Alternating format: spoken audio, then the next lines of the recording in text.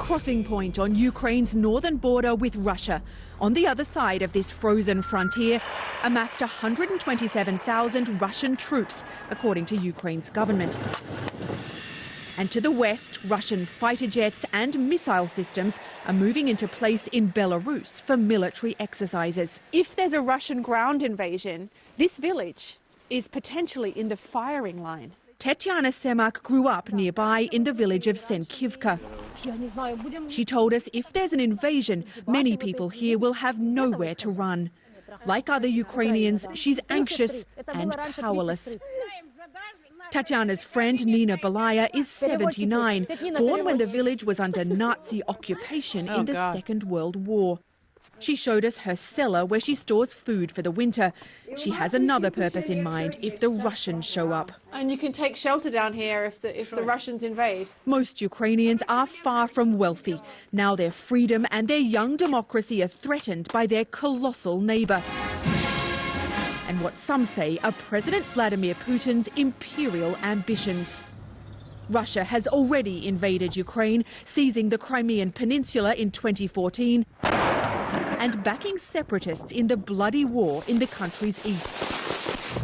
The US is training Ukrainian frontline soldiers and arming them, including with these Javelin anti-tank missiles. The first shipment in $200 million worth of emergency military aid from America arrived here on Friday. But the Ukrainians are massively outgunned and outnumbered. All I can do is sit and wait, Nina told us, and pray nothing will happen. That's the mood here in Ukraine as the world waits to see what Vladimir Putin will do next. Jesus. I mean, so what do you want to do? What do you want to do?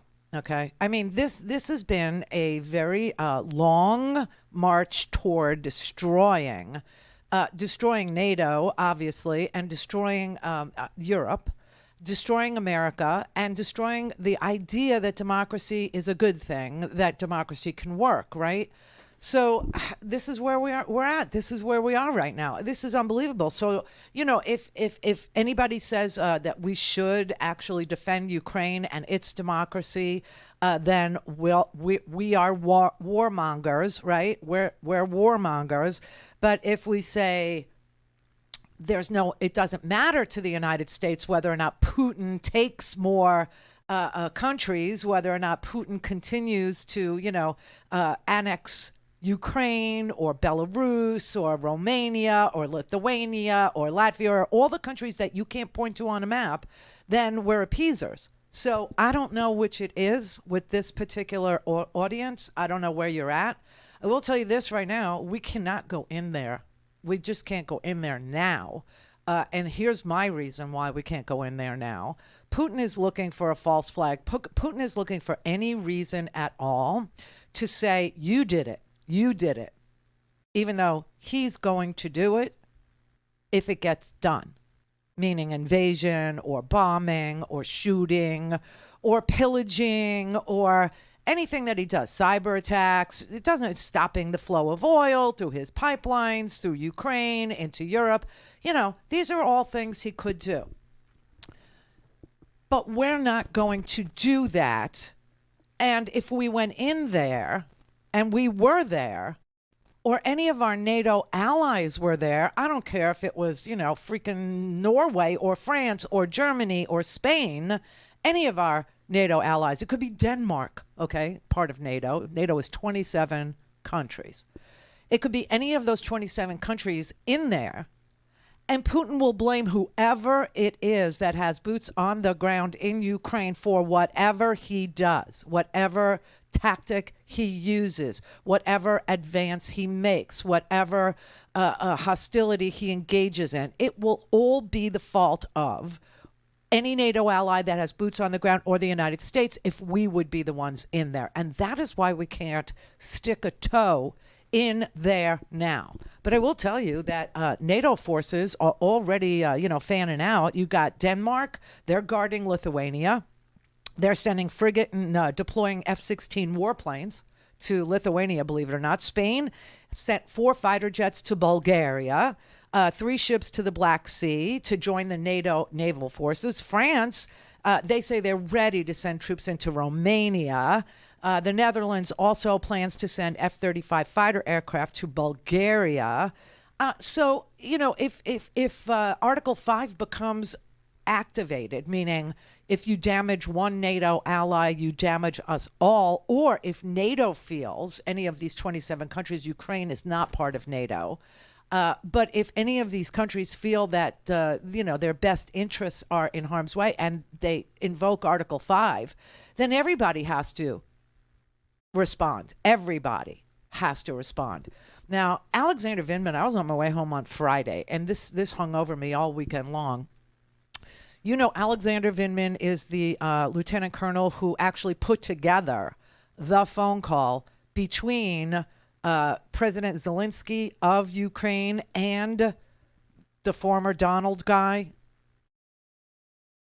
And so he was on that phone call that the former guy says was perfect. It was a perfect call. Remember that? Where he refused to send them the Javelin anti-aircraft. He refused to send even the defensive weapons to Ukraine because he needed a favor. He wanted a favor. And that favor was, find me dirt on Joe Biden. Find me dirt on Joe Biden. I need a favor, though. And Vindman was on that call, and he became a whistleblower because he understood that we had a president that was extorting a democracy, a fellow democracy, a country that was trying to beat back the autocratic regime of, Red Moscow.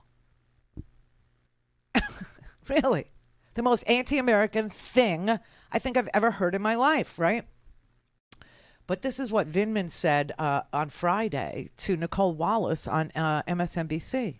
It's important to note that I think we're basically just on the cusp of war. I think it's all but certain in my mind that there's going to be a large European war on the order of magnitude of World War II with air power, sea power, massive ground forces offensives. And my concern now is making sure that the United States is postured for that outcome. I think there's little to be done to avoid it at this point. I think the U.S. was over-reliant on a deterrent based on a reactionary policy. So if Russia does this, these are the consequences that it could bear out. In reality, the Russians have significant reasons to doubt U.S. resolve in this space. I think that at this point, we also need to start preparing for the day after, the day of that outcome, for the humanitarian catastrophe that's going to unfold in Europe, for the contingencies of having to reassure U.S. allies in Eastern Europe that are going to want some U.S. presence there to ensure that Russia's objectives are, in fact, limited to Ukraine. And we're going to have to come to the reality that there are going to be seismic effects on the geopolitical landscape, the economic landscape, that the American people should be aware of, because there are going to be direct impacts on the U.S. economy, on U.S. national security, and we should just be doing everything we can to prepare for that. Wow. Oh.